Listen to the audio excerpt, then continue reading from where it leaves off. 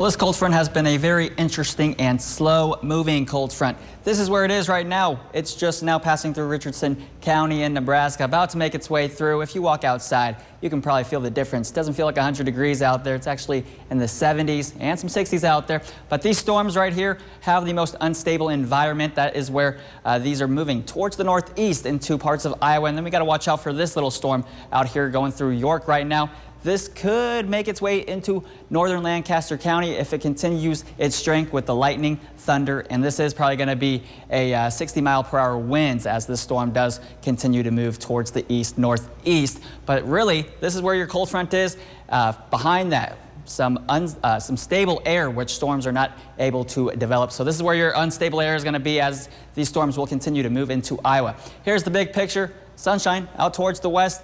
And this is the only thing going on where that cold front is. As you can see, parts of Kansas storms are weakening as behind the cold front. We do have a severe thunderstorm watch until 10 p.m. tonight for just 5 counties and far southeast Nebraska. Where those storms are going into Iowa, parts of Missouri, that is going to be where the severe threat's going to be. We're just talking some 60 to 70 mile per hour winds, some quarter to half dollar size hail with any of those storms that do become severe.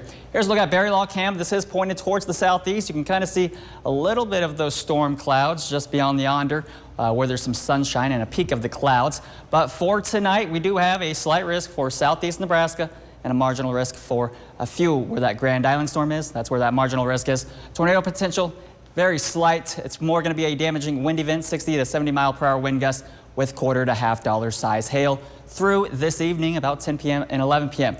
Let's take a look at Stormcast. Models have been shifting this a little towards the south, a little towards the north as we go overnight. So here's 6:30, storms continuing in southeast Nebraska. 10 p.m. could see some more scattered activity across southeast Nebraska. And then as we go into the overnight hours, really just going to stay into parts of Iowa and far southeast Nebraska. But we could be seeing some isolated to scattered thunderstorms with some lightning, thunder, and some gusty winds. But for tomorrow, whole state's in a marginal risk.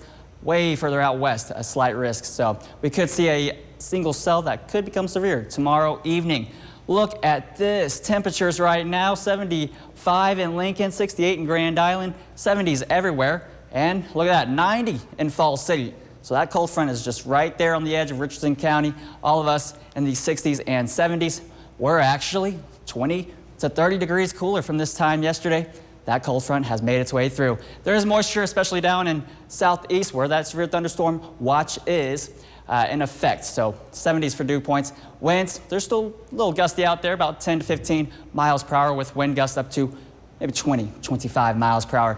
Tonight, 68 degrees, could see some isolated to scattered thunderstorm activity, but if it does become severe, just 60 to 70 mile per hour wind gusts and quarter size hail. Everyone in the upper 60s tonight. Tomorrow, 85 degrees. It's still a little warm, upper 80s for about everyone. And then as we go into the evening time, could see an isolated to scattered rain shower or maybe even an isolated thunderstorm. And the rain and storm chances will continue through the next few days with temperatures staying in the upper 80s and lower 90s.